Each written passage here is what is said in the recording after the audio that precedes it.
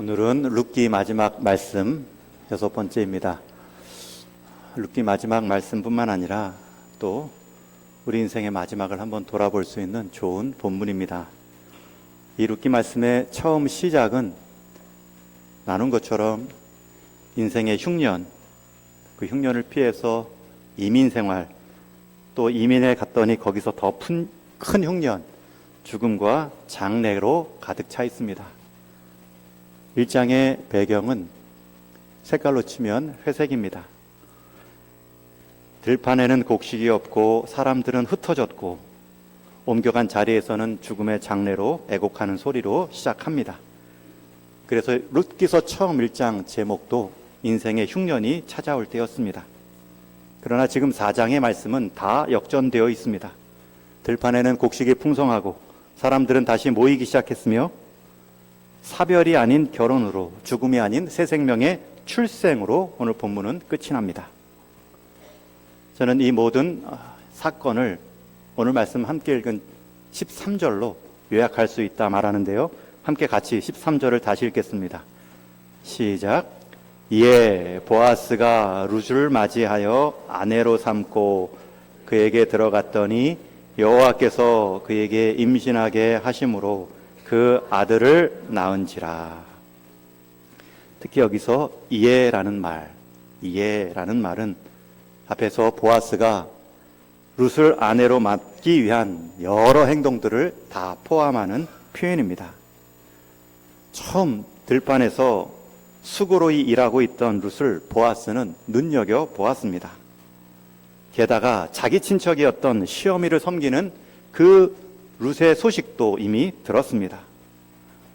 후에 기업 물을 만큼의 어려운 가문의 사람이었구나.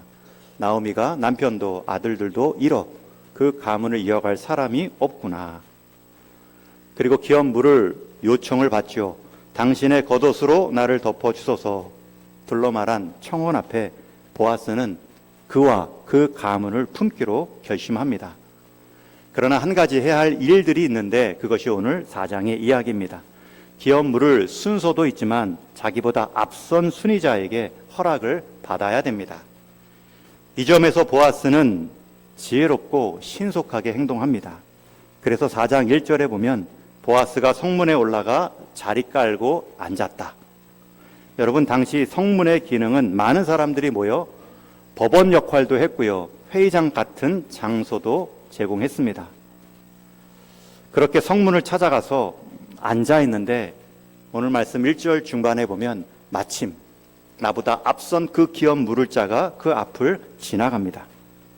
여러분, 여기서 또 한 번 마침이라는 표현이 나오죠. 룻이 보아스 밭에 들어갈 때에도 마침 보아스가 그 밭을 찾아왔던 것처럼 보아스가 기업 물을 자를 기다리고 있는데 마침 성문 앞을 지나갑니다. 여러분, 우리 인생에는 하나님의 마침이라는 섭리가 있습니다. 하나님을 모르는 사람들은 우연이라고, 요행이라고 말하는 그 순간도 하나님을 믿는 자들에게는 마침이라는 하나님의 시간표가 있습니다. 마침 나에게 그 소식이 들려올 때도 있죠. 마침 나에게 누군가 떠오르는 사람이 있을 수 있습니다. 마침 나에게 허락된 물질이 있고 마침 나에게 보여준 뉴스의 부담도 있습니다. 하나님은 그것으로 기회를 잡게 하시고 그것을 통해 일을 이루어 가실 때도 있습니다.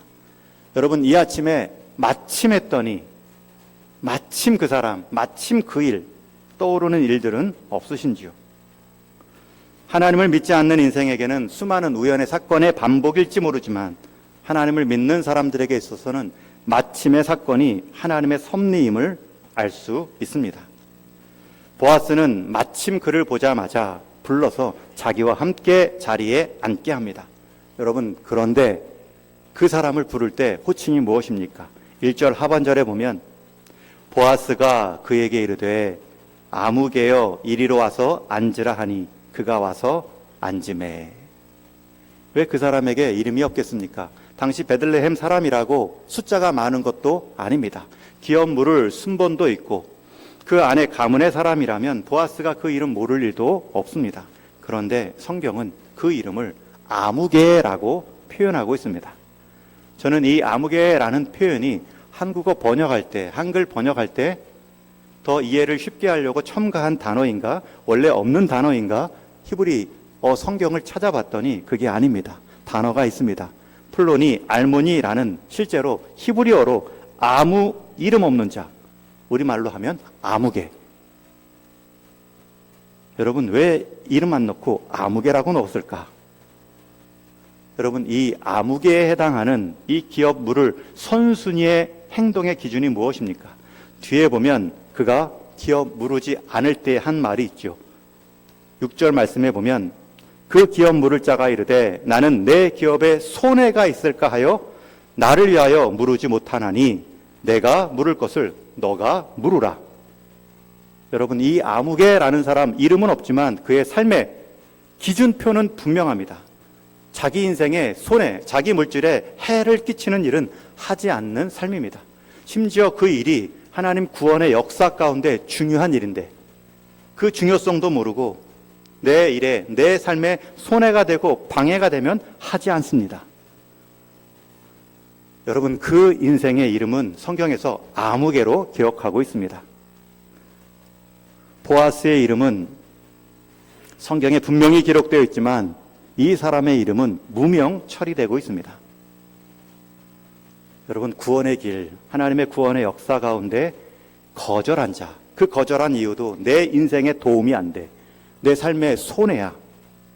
그런 인생은 자기 인생 장부에는 자기 이름을 남길 수 있겠지만 하나님의 역사의 이름 가운데는 그 이름은 무명입니다. 아무개입니다. 여러분, 혹시 신앙 때문에 구원의 역사에 참여할 때 좁은 길 걸으시고 손해보는 자리라면 여러분, 거기에는 내 이름이 하나님께 기억되는 자리입니다. 신앙생활 하면서 그 말씀에 같이 지키려고 손해 한 번 안 보고 말 한마디 안 지고 내 주장 하나 양보하지 못하는 사람은 세상 가치 기준으로 보면 이긴 자 같고 유명한 자 같지만 성경의 관점에서는 그는 아무개입니다. 오늘 주보에 실은 태신자 기도해왔던 70여 분의 이름을 적어놓았습니다. 여러분은 이번 한 주 여러분들도 다 기도해 주십시오. 내가 적었으니 내 사람만 기도한다 그러지 마시고 반복해서 읽으십시오. 생명의 이름, 기도의 이름, 구원의 이름이 되게 해달라고. 여러분, 이번 한 주 이분들보다 더 중요한 이름은 없습니다. 그 이름을 여러분들이 품기 위해 여러분들이 헌신했던 여러분의 이름은 기록되어 있지 않지만 그 이름을 위해 기도하는 여러분들은 주보에 실려 있지 않지만 여러분들의 그 이름은 주님께서 보아스처럼 여겨주시는 이름입니다.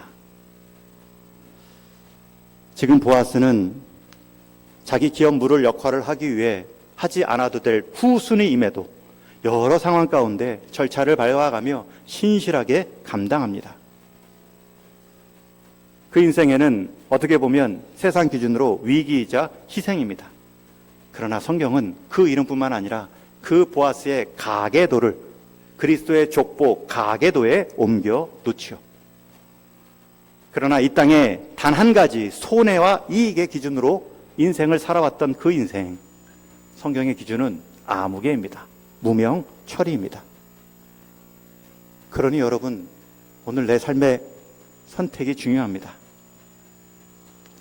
또한 마을의 조종자 역할을 하던 어르신 10명을 보아스가 초청해 함께 앉힙니다. 일종의 증인으로 공증받는 행위이죠.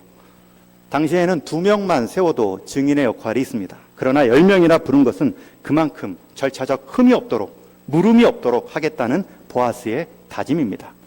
또 보아스가 성문에 앉았다라는 표현은 단순한 참여자가 아니라 절차를 주도하는 사람임을 알 수 있습니다.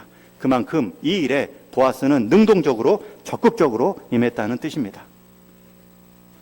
여러분, 보아스가 이루는 일은 기업 물을 자기 어떻게 보면 희생에 해당하는 율법의 질서를 이용하는 구속의 역사입니다. 그러나 그렇다고 해서 그가 사람이 이해하는, 사람이 세워놓은 절차를 무시하지 않습니다. 모였던 성문에 올라갔고 증인을 불렀고 그리고 마침 지나가던 자기보다 선순위의 기업 물을 자를 통해 지금 상의하고 있습니다. 여러분, 우리가 하나님의 구속의 일, 구원의 일 가운데 하나님이 이 땅 가운데 세워놓은 절차, 자연은혜, 일반은혜라고 말할 수 있는 합의된 세상법, 여러분 이것도 함께 살아가는 지혜입니다. 우리가 이 땅을 그리스도의 법, 하나님 말씀의 법으로 살아가지만 하나님께서 세워놓은 나라의 법, 국가의 법도 있습니다. 그 절차와 순서, 그것이 안전하고 오래 갑니다. 아무리 바빠도 바늘 허리에 실을 묶고 바느질할 수가 없는 것과 마찬가지죠. 여러분, 그렇게 완벽한 세상 절차도 다 준비하고 구원의 역사를 실행하는 보아스가 앞에 있는 기업 물을 자에게 묻습니다. 모압 지방에서 나온 우리 친척 나오미가 있다. 그의 남편 엘리멜렉이 죽고 그 아들들도 물려받을 사람이 없다. 당신이 그가 잃은 가족의 땅을 사서 그들에게 좀 이름을 얹어줬으면 좋겠다. 만약 당신이 사지 않으면 내가 살 것이오. 이 말을 가볍게 듣습니다. 아무 계시는 주저함 없이 내가 그 땅을 사고 내가 나오미의 기업을 무르겠습니다. 생각 외로 시원한 반응을 보이자 보아스는 뜨끔했을 수도 있습니다. 자칫하면 하나님의 역사, 룻과의 관계는 여기까지인가 보다 내려놓을 수도 있는 상황입니다. 그때 다시 한번 보아스가 이 일이 무엇인지 설명하죠. 당신이 그 땅을 무른다는 것은, 기업을 이어간다는 것은 친척 나오미뿐만 아니라 그녀가 함께 데려온 며느리 모압 여인 룻도 책임져야 됩니다. 아내로 맞이해야 됩니다. 그 점을 잊지 마십시오. 그러자 다시 셈법이 복잡해집니다. 이익에 밝은 그 사람이 또 다른 가족, 또 다른 아내를 책임지는 일에 있어서 쉽게 포기합니다. 그리고 오늘 읽은 말씀 6절처럼 내 기업에 손해가 있을까 하여 나는 기업 무르지 않겠습니다. 나를 위하여 무르지 않겠습니다. 여러분, 기업 무른다는 것은 나를 위해 무르는 것이 아니라 남을 위해 무르는 행위입니다. 어떻게 보면 이 사람은 기업 무른다는 의미도 모르고 기업 무를 태도도 준비되어 있지 않습니다. 가족이나 친척, 땅이나 재정에 어려움을 당한 사람들을 회복시켜주는데 그 회복의 값을 치르고 자기에 속한 친족의 가문을 이어가게 하는 것이 근본적 기업 무른다는 뜻입니다. 그런데 그는 자기를 위하여 기업 무른다라는 표현을 쓰는 걸 보면 기업 무른다는 의미도 잘 모릅니다. 손해가 되니 당장 손을 떼는 모습을 보여줍니다. 그랬을 때 보아스가 그 기회를 놓치지 않고 다음 기업 물을 자의 자격을 가지고 많은 백성들의 증인을 받죠. 그 백성들 앞에서, 장로들 앞에서 이렇게 말합니다. 내가 모압 여인 룻을 사서 나의 아내로 맞이하고 그 죽은 자의 기업의 이름을 그 가문에 세워주겠습니다. 그리고 당신들이 이 일의 증인입니다. 그 선언과 함께 모인 백성들, 모인 10명의 장로들이 우리가 증인입니다 화답하며 보아스를 축복합니다. 여러분, 다시 한번 보아스는 빠른 대처, 정직한 절차를 진행하고 있습니다. 앞에 장애가 있지만 마을의 장로들을 모셔다가 증인을 세우고 또 많은 백성들 앞에서 공개적으로 선언하자 모든 사람을 증인으로 세워놓고 있습니다. 보아스는 앞선 사람이 기업을 무르겠다 하면 그는 다 내려놓았을 것입니다. 여러분, 만약에 끝내 내가 이 룻을 아내로 삼겠다, 인간적 편법, 술수가 있었다면 그는 미리 10명의 장로들을 만나 뵙겠죠. 다 작전을 짜놨겠죠. 실제로 보아스가 룻과 한 약속의 내용을 보면 이 사람이 포기하면 내가 이어가겠습니다. 반드시 내가 당신을 이어가겠습니다가 아닙니다. 보아스는 인간적 술수를 가지고 인위적으로 자기 바램대로 일을 몰아가지 않았습니다. 여러분, 이게 굉장히 중요한 태도입니다. 하나님의 일은 꼭 내가 안 해도 됩니다. 오히려 하나님의 일은 내가 방해가 되지 않나 살피는 것이 먼저입니다. 오히려 큰 사람, 리더는 하나님의 일을 위해 내가 사라질 수도 있습니다. 더 적합한 사람, 더 유익한 사람, 그 사람을 위해 하나님께 양보할 수도 있습니다. 그 마음가짐을 통해 보아스는 하나님의 질서를 기다립니다. 하나님의 아름다운 일도 아름다운 방법으로 정직함으로 이루어 가자.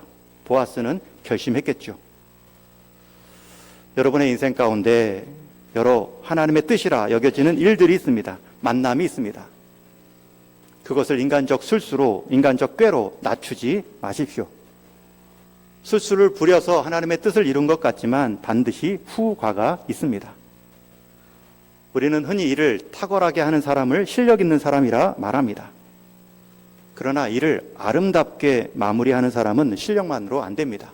인품이, 인격이 준비되어야 됩니다. 그 점에서 보아스는 실력으로 일을 시작하고 인품으로 매끄럽게 마무리하고 있습니다. 이렇게 인격과 실력을 겸비한 자들을 통해 하나님은 주변을 복되게 하시죠. 최소한 인격과 실력을 겸비한 자들은 하나님의 일에 내 이름이 드러나지 않는다고 해서 그 일을 시기하거나 그 하나님의 사역을 파투내지 않습니다. 비록 내가 마실 물이 없더라도 쪽박을 깨지 않습니다. 하나님은 이런 사람들을 통해 한 시대의 대세를 맡기고 새로운 일들을 일으켜 가십니다. 여러분들께 질문합니다. 여러분들은 실력 있는 사람인지요? 또 한 가지, 여러분들은 인격 있는 사람인지요? 내게 맡겨진 사명, 내가 풀어야 할 시대적 과정과 소임에 대해서 때로는 실력의 전공법으로, 때로는 인격의 기다림으로 맞이하고 계신지요? 그렇게 준비된 사람을 통해 하나님은 이곳저곳 인생 풍년을 경험케 하십니다. 그간에 마라라 불리었던 인생 쓴물을 경험했던 나오미에게는 기쁨의 가정을 회복해 주시고, 이방 여인 룻에게는 새로운 가정의 출발을 허락하십니다. 베들레헴 사람들 전체에게는 모두 잔치의 기회를 주고 아름다운 기업 물은 자의 모범으로 남게 해 주었습니다. 여러분, 그 점에서 저와 여러분, 이 땅에 룻이고 나오미입니다. 우리 인생에 그리스도 참된 기업 물을 자, 우리 그리스도를 우리는 이미 경험했습니다. 그 안에서 세상 어느 복보다 바꿀 수 없는 큰 복, 구원의 복, 영생의 복을 누렸습니다. 이 땅의 가장 큰 은혜의 수혜자가 저와 여러분입니다. 그러나 룻에서는 멈춰서는 안 됩니다. 우리에게는 그 룻의 품음을 경험케 해줬던 보아스의 역할도 있습니다. 우리 삶 속에 보아스의 역할들을 감당하려면 우리는 보아스처럼 때로는 손해보는 것도 각오하셔야 됩니다. 오히려 손해보지 않고 잘 살아왔다. 세상의 박수는 받지만 하나님 앞에서는 아무개가 될 수 있습니다. 우리의 신앙 수준을 무엇을 하지 않았다. 방어적으로 나는 다른 사람을 힘들게 하지 않았다. 수동적으로 여길 것이 아니라 나를 통해 그 누군가가 룻처럼 품음을 당했다. 그 누군가가 회복의 자리로 나아왔다. 우리가 한번 돌아봐야 됩니다. 만약 우리가 룻의 자리에 있다면 여러분, 보아스의 수고를 기억하십시오. 여러분이 누군가에게 품음을 당한다면 품어주고 있는 자의 수고를 기억해 주십시오. 오늘도 우리 고 양혜민 장로님 가족분들 오셔서 장례에 대한 감사 인사 하러 오셨죠. 95세 추석 명절 당일 하나님께 부름을 받았고요. 또 장례 일정 잘 마쳤습니다. 오늘 이 예배하는 이 예배터에 가장 큰 흔적, 헌신을 하신 분이 양혜민 장로님이십니다. 예배 가운데, 설교 가운데 언급하는 이유는 사람의 이름을 높인 것이 아니라 그런 시대의 역할들을 감당할 수 있는 보아스와 같은 역할을 장로님을 통해서 이루어 주신 하나님께 대한 감사의 마음입니다. 여러분들이 또 다른 예배의 터전이 되어 주셔야 되죠. 가정 안에서, 일터 안에서 그 누군가 하나님을 만나는 데 있어서 여러분의 삶이, 여러분의 달란트가, 여러분의 기회가 쓰임 받으시면 룻에서 보아스의 삶을 살아가는 것입니다. 저는 우리 동인의 성도님들이 먼저는 룻의 의미, 룻의 은혜의 수혜자임을 잊지 마시고 거기서 한 걸음 더 나아가서 보아스의 수여자의 역할도 감당할 수 있기를 기도합니다. 오늘 본문에 등장하는 이 세 주인공들은 다 자신을 위해 결정을 한 것이 아니라 공동체 관계를 위해 자기를 내려놓죠. 나오미는 룻을 위해, 룻은 나오미를 위해. 더 이상 따라오지 말아라. 네가 이 모압 땅에서 새로운 가정을 이루어라. 아닙니다. 어머니 하나님이 저의 하나님입니다. 이 관계를 본 보아스는 두 사람을 위해 자기의 기업, 자기의 땅을 내어주며 한 기업을 회복시켜 나갑니다. 이 말씀을 보며 창세기와 계시록 성경의 처음과 마지막 장면이 떠오릅니다. 하나님이 지으신 창조의 아름다움이 인간적 불순종으로 잠시 멈춘 것 같지만 하나님의 구원의 역사는 단 한 번도 쉰 적이 없습니다. 그리하여 그리스도를 보내주셨고 마지막 역사의 아름다운 장면은 그리스도의 신부 교회가 온전히 회복되는 장면으로 계시록은, 성경 말씀은, 우리 이 땅의 역사는 끝이 날 것입니다. 그날 더 이상 애곡과 눈물이 없고 새하늘과 새 땅에 참여한 천국 백성의 참된 환호성이 있을 것입니다. 여러분, 그것이 우리 인류, 우리 역사가 살아가는 큰 그림입니다.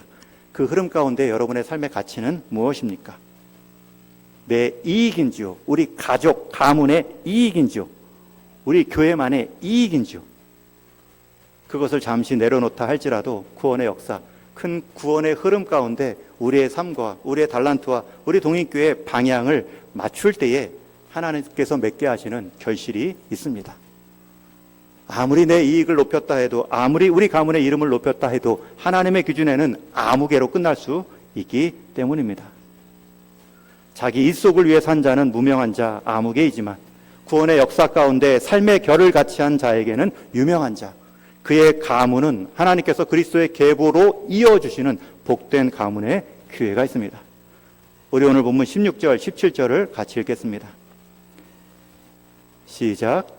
나오미가 아기를 받아 품에 품고 그의 양육자가 되니 그의 이웃 여인들이 그에게 이름을 지어주되 나오미에게 아들이 태어났다 하여 그의 이름을 오벳이라 하였는데 그는 다윗의 아버지인 이새의 아버지였더라.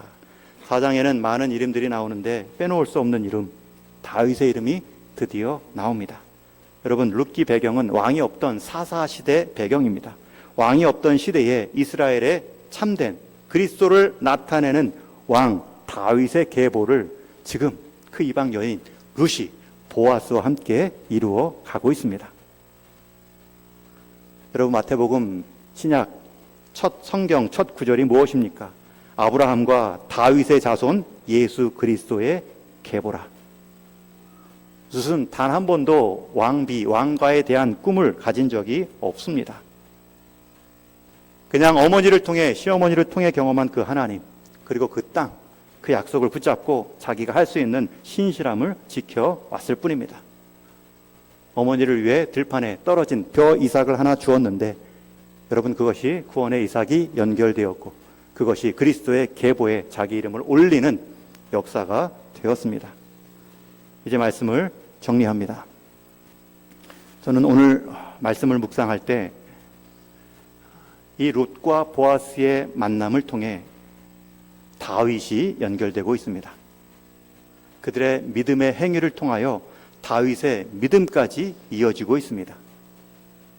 여러분들의 믿음은 지금 누구에게 이어지고 있습니까? 여러분들의 믿음은 지금 누구에게 영향을 끼치고 있습니까? 룻과 보아스는 현실보다 신앙을 택했습니다. 물론 신앙을 택했고 구원의 역사에 동참했지만 현실의 충실함도 버리지 않습니다. 당장 어머니를 먹여 살릴 손의 수고를, 벼 이삭을 주움으로 룻은 감당했고 보아스는 마을의 행정 절차와 율법을 지켜감으로 기업 물을 순서를 준비했습니다. 그럼에도 현실보다 룻과 보아스는 신앙을 택했고 과거보다 미래의 하나님을 선택했습니다. 그러했더니 마을 전체가 4장 14절에 보면 백성이 찬송하며 공동체의 환호로 끝이 납니다. 여러분, 우리는 이 공동체의 회복을 위해 기도하셔야 됩니다. 내 신앙이 내 신앙의 열매로만 끝나지 않고 공동체가 함께 기뻐하고 찬송할 수 있는 공동체의 구속 이야기가 될 수 있도록 우리 이야기를 넓혀 가셔야 됩니다. 이제 말씀을 맺습니다. 여러분은 지금 어떤 선택의 앞길에 서 있으신지요? 룻과 보아스를 기억하십시오. 현실보다 말씀의 가치를 택하십시오. 말씀의 가치를 택하시되 현실의 필요에 충성을 다하십시오. 여러분 인생에도 보아스가 있음을 믿으십시오. 여러분 인생에 보아스 같은 행동을 할 때 마침내 역사하시는 하나님의 간섭을 믿으십시오. 그리고 그 시작은 내 주어진 오늘 하루의 충성스러운 삶, 밭에서 보리 이삭을 줍고 어른들을 모셔서 증인으로 삼고 내가 해야 할 책임들을 다할 때 부어주신 하나님의 역사. 여러분, 하나님의 섭리는 우리의 수고와 별개가 아닙니다. 오히려 우리의 수고의 자리에 하나님의 역사를 부어주시죠. 바라기는 저와 여러분 인생 풍년, 우리 인생에만, 우리 가정에만, 우리 교회에만 남길 것이 아니라 우리가 그리스도의 구속의 역사 가운데 연결시키는 선택을 통하여서 공동체의 회복을 꾀할 수 있는, 함께 한 생명의 회복을 꾀할 수 있는, 선교지 한 영혼, 한 선교사님을 격려할 수 있는 일에 쓰임받는 은혜가 있기를 주님의 이름으로 축원합니다.